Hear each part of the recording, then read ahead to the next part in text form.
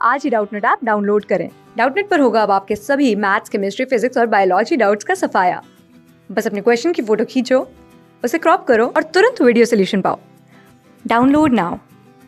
Hello friends, प्रश्न है धान एवं गेहूं किस प्रकार के पौधे हैं। आइए इसके ऑप्शन देख लेते हैं।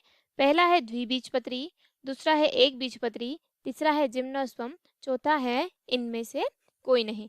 तो आइए इस प्रश्न का उत्तर देखते हैं। तो जैसे कि हमारा जो पहला ऑप्शन था द्विबीजपत्री, उसमें क्या होता है कि जो बीजपत्र रहता है, जो बीजपत्र रहता है वह क्या हो जाते हैं, दो भागों में विभक्त हो जाता है। ठीक है, क्या होता है, जो बीजपत्र रहता है वह दो भागों में विभक्त हो जाता है, जैसे कि चना व मटर।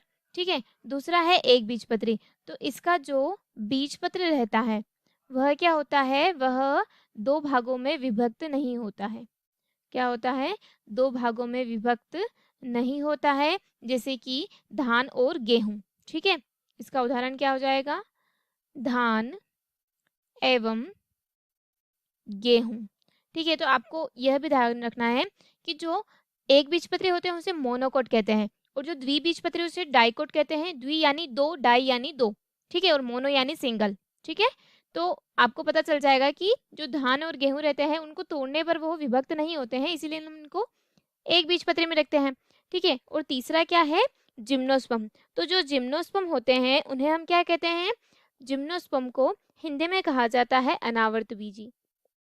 क्या कहा जाता है, अनावर्त बीजी। तो अनावर्त बीजी में इनको नहीं रखा जाता है, यानी कि जो अनावर्त बीजी रहते हैं उनमें जो यह धान और गेहूं रहते हैं उस प्रकार के पौधे नहीं आते हैं। उनमें किस किस प्रकार के पौधे आते हैं, उनमें क्या रहता है कि उन पौधे वृक्षों को कहा जाता है जिनके जो बीज रहते हैं वह क्या कर देते हैं, पनपने और फलों में बंद होने की बजाय टहनियों पर लगने लग जाते हैं। कहाँ पर लगते हैं, टहनी पर। तो क्या होता है कि यह तो हमारे प्रश्न का उत्तर हो नहीं सकता। ठीक है, इनके जो उदाहरण रहते हैं वह जैसे कि पाइन हो गया, चीड़ हो गया, ऐसे। ठीक है, और अंत में ऑप्शन दे रखा है इनमें से कोई नहीं, तो यह भी हमारे प्रश्न का सही उत्तर नहीं होगा। पहला भी हमारे प्रश्न का सही उत्तर नहीं है और तीसरा भी हमारे प्रश्न का सही उत्तर नहीं है। प्रश्न का सही उत्तर है एक बीजपत्री, यानी कि दूसरा वाला। ठीक है, तो यह हमारे प्रश्न का सही उत्तर है, और क्यों है मैंने आपको बता दिया है। धन्यवाद दोस्तों, आशा करती हूँ कि आपको इस प्रश्न का उत्तर समझ आया होगा।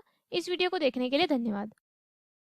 क्लास 6 से 12 से लेके नीट, IIT, JEE मेंस और एडवांस के लेवल तक 10 मिलियन से ज्यादा स्टूडेंट्स का भरोसा। आज ही डाउनलोड करें डाउटनेट ऐप या व्हाट्सएप कीजिए अपने डाउट्स 8400 400 400 पर।